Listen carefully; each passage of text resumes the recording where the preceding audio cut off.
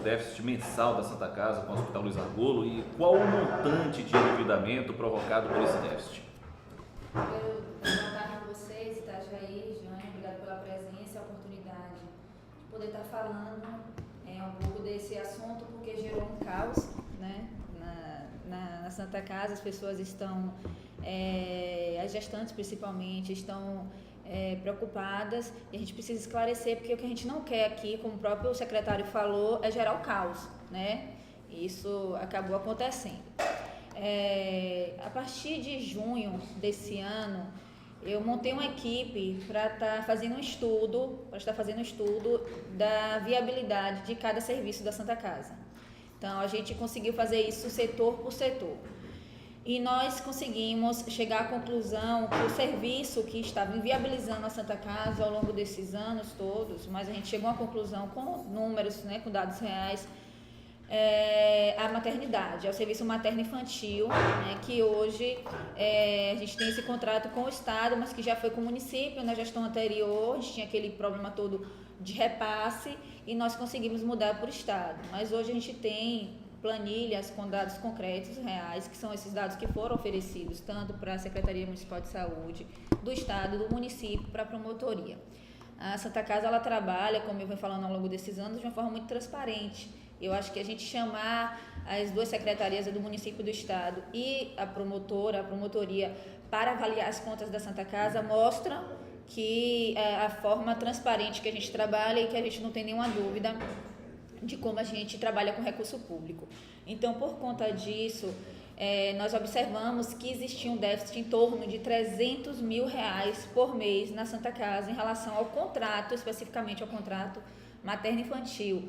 Eu preciso falar isso porque as pessoas estão falando vai fechar a Santa Casa. Ninguém está falando fechar a Santa Casa.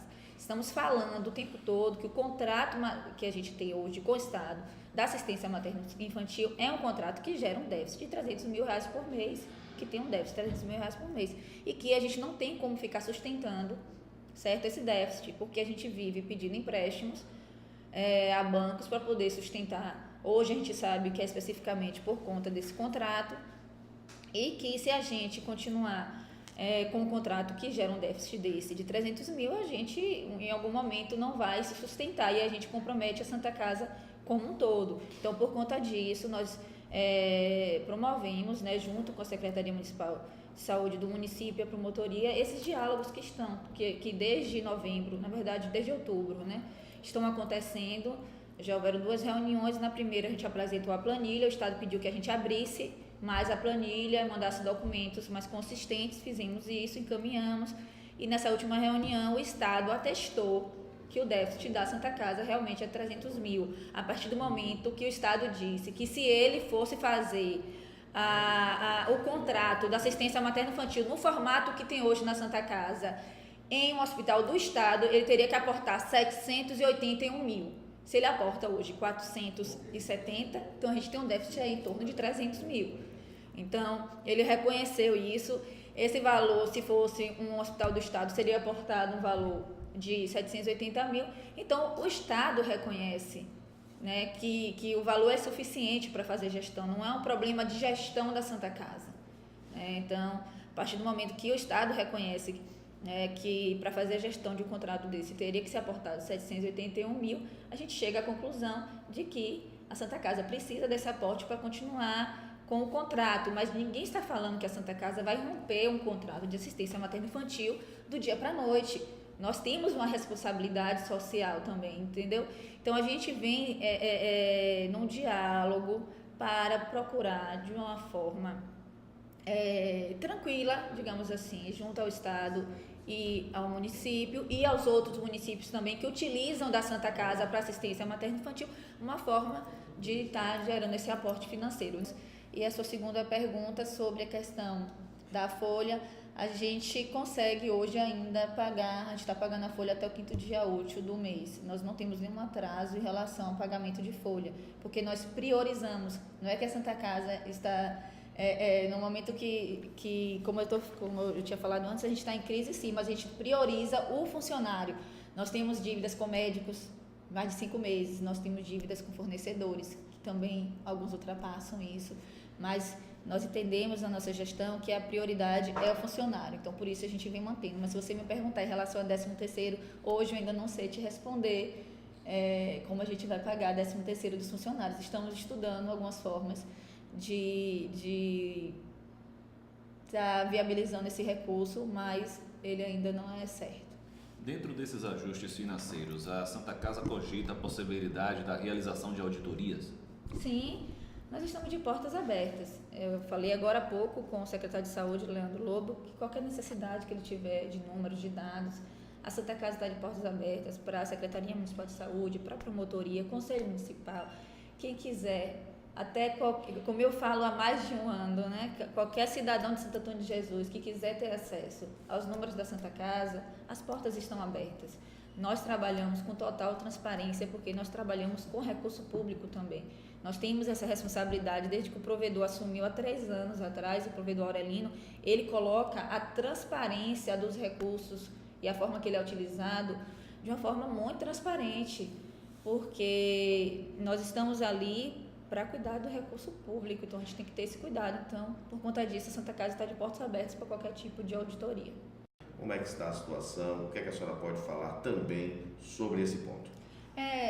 Estão misturando um pouco as duas situações, certo, Itajaí? Uma situação é que a gente passou recentemente sobre a questão dos 300 mil, onde a gente finalizou um estudo e a gente sabe hoje que sem o aporte dos 300 mil, realmente, no futuro, que eu tenho certeza que isso não vai acontecer, o município tem a responsabilidade, ele sabe da responsabilidade dele, e os outros municípios eu tenho certeza que também vai entender esse processo, que a gente precisa para continuar a assistência materno-infantil, mas eu tenho certeza que isso vai ser resolvido, que a gente não vai chegar à desassistência, acredito muito nisso. Mas um outro momento que é separado é o momento que em janeiro o prefeito esteve na Santa Casa e firmou um contrato com a gente de estar repassando 80 mil para a Santa Casa em material e medicamento. Contudo, houve a necessidade de fazer um pregão eletrônico, porque esses itens que a Santa Casa necessita, o município não tem hoje no seu almoxarifado, porque são materiais e medicamentos hospitalares.